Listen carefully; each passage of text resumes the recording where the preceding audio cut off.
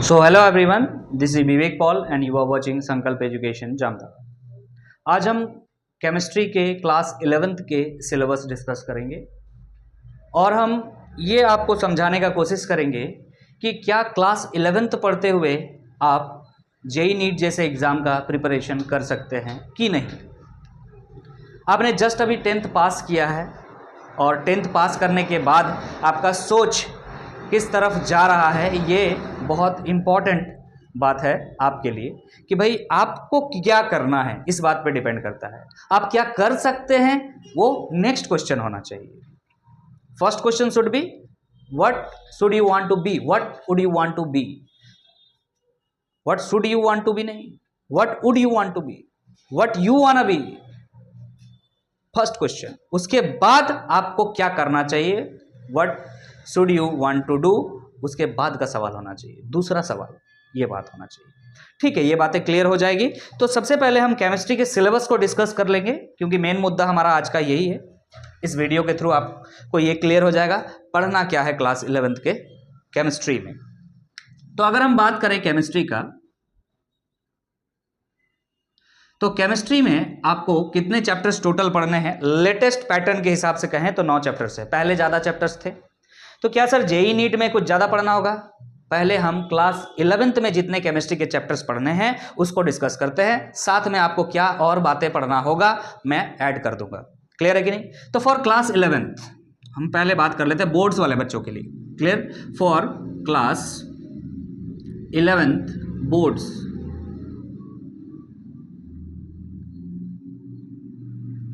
ठीक है, बोर्ड्स का जो बच्चा प्रिपरेशन कर रहा है उसको लोड नहीं लेना है। शुरू से लेकर अंत तक सारे वीडियोस को आप देख लीजिए, दैट इज एनफ। ऐसा नहीं कि आप कहीं ऑफलाइन पढ़ रहे हैं तो अलग कुछ मिल रहा है या ऑनलाइन पढ़ रहा है तो कुछ अलग मिल रहा है। आपको सेम चीज मिलेगा क्योंकि कैमरा को अगर जस्ट उधर घुमाया जाए तो आपको दिख जाएगा बच्चे यहाँ ऑफलाइन ही पढ़ रहे हैं। तो मैं खुद ये बात कह रहा हूँ और ऑनलाइन भी बता रहा हूं, तो आप लोगों को थोड़ा ताज्जुब लग रहा होगा कि सर को व्यूज़ भी चाहिए और सर बोल रहे हैं कि ऑफलाइन अच्छा है कि बुरा है। वो भी डिस्कशन आज कर देंगे हम। क्लियर? तो चलिए बात करते हैं पहले कि चैप्टर 1 बोर्ड्स वाले बच्चे हो चाहे जेई वाले या नीट वाले बच्चे हो, उनके लिए क्या है, some basic concept of chemistry. क्या है ना, some basic concept of chemistry. ध्यान से सुनिएगा। क्लियर है कि नहीं? उसके बाद है आपका चैप्टर नंबर 2। चैप्टर नंबर 2 में आपको पढ़ना है एटॉमिक स्ट्रक्चर ऑफ एटॉम बोलिए या एटॉमिक स्ट्रक्चर बोलिए। ठीक है सर हमने क्लास 9-10 में पढ़ा है, बढ़िया है, बढ़िया बात है। आप यहां पे उसका एडवांस वर्जन पढ़ेंगे। चैप्टर 3 क्या है आपका, periodic table, periodicity of elements ऐसे करके लिखा हुआ रहता। हम सिंपल बता रहे भाई, आपको पीरियोडिक टेबल पढ़ना है। पीरियोडिक टेबल के पीछे क्या हिस्ट्री रहा है इसको भी पढ़ना है। ये जो मॉडर्न पीरियोडिक टेबल आप पढ़ रहे हैं यही था क्या और पहले कुछ था, ये सब बातें इसमें होंगी और जो इसके इंपॉर्टेंट बातें हैं जो हमको सीख करके आगे बढ़ना है वो भी देखेंगे। सो चैप्टर 4 क्या है हमारा, चैप्टर 4 बहुत इंपॉर्टेंट चैप्टर। क्लास 12 बोर्ड्स के प्रोस्पेक्टिव से भी, मतलब 11th में पढ़ोगे लेकिन यूज 12th में भी होगा और आगे आने वाले कई टॉपिक्स में जो है इसका इन्वॉल्वमेंट है, दैट इज केमिकल बॉन्डिंग। भाई ये फेवरेट चैप्टर है जेई नीट वालों के लिए, ये फेवरेट चैप्टर है। इससे भर भर के सवाल जो है पूछा जाता है, तो ध्यान से इस चैप्टर को पढ़िएगा। ऐसा नहीं क्लास 12 में चले गए उसके बाद जो है वीडियो खोज रहे हैं या ट्यूशन खोज रहे हैं, कोचिंग खोज रहे हैं कि यहाँ चला जाए, फलना जगह चला जाए। नाम नहीं लेंगे किसी भी जगह को, प्रॉमिस करना अच्छा बात नहीं है।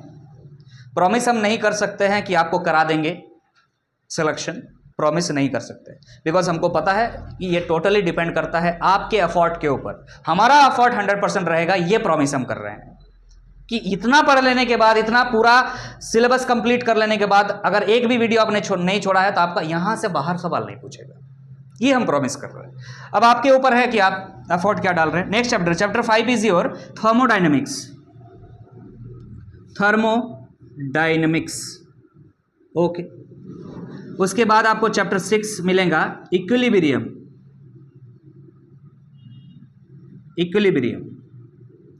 Okay, next chapter 7। अगर कोई हिंदी मीडियम के स्टूडेंट देख रहे हैं तो थोड़ा देर होल्ड कीजिए, ये सभी का हम हिंदी में अनुवाद करके आपको जो है बता देंगे, कोई प्रॉब्लम नहीं। और वैसे चैप्टर का नाम चल रहा, सिलेबस चल रहा भाई, इसमें हिंदी इंग्लिश का क्या, आराम से आप लिख सकते हैं, फिर भी बता देंगे, कोई दिक्कत नहीं, इक्विलिब्रियम हो गया। ये जानते हैं, ये आपका पहला बुक का पार्ट है, आपका केमिस्ट्री का 2 बुक है, क्लियर है। ये पहला बुक का पार्ट है 6 चैप्टर, उसके बाद सेकंड बुक में आ जाते हैं हम। चैप्टर 7 में आपका दिया हुआ है redox reaction. Redox reaction, sir हमने रेडॉक्स रिएक्शन क्या है पढ़ा है क्लास 10 में। सर अगर रिडक्शन और ऑक्सीडेशन साथ साथ हो जाए कोई रिएक्शन में तो उसे क्या कहते हैं, रेडॉक्स रिएक्शन कहते हैं। ठीक है, बहुत अच्छा बात है। उसका एडवांस वर्जन हम यहाँ पे देखेंगे कि भाई वहाँ पे क्या पढ़े थे और यहाँ क्या पढ़ रहे हैं। उसके बाद है आपका जनरल ऑर्गेनिक केमिस्ट्री, शॉर्टकट में हम लिख रहे हैं बाबू GOC, पूरा लिख लीजिएगा, जनरल ऑर्गेनिक केमिस्ट्री। यहाँ से आपका शुरुआत होता है ऑर्गेनिक केमिस्ट्री का। ठीक है, उसके बाद आपका चैप्टर 9 में आ जाएं अगर, तो चैप्टर 9 में है आपका हाइड्रोकार्बन, हाइड्रोकार्बन्स। ये आपका हो गया हाइड्रोकार्बन्स। ये आपका टोटल कितना चैप्टर हो गया, टोटल 9 चैप्टर्स हो गए। तो ये आप सोचिएगा बुक 1 में सर 6 चैप्टर और बुक 2 में 3 चैप्टर, भाई साहब GOC और हाइड्रोकार्बन बहुत बड़ा चैप्टर है, बहुत बड़ा चैप्टर है। तो ये 3 मत देखिए, और भी चीजें थी इसमें जो कि डिलीटेड है, अब आपको पढ़ना नहीं है। तो जो पढ़ना नहीं है उसको हम रख के क्या फायदा।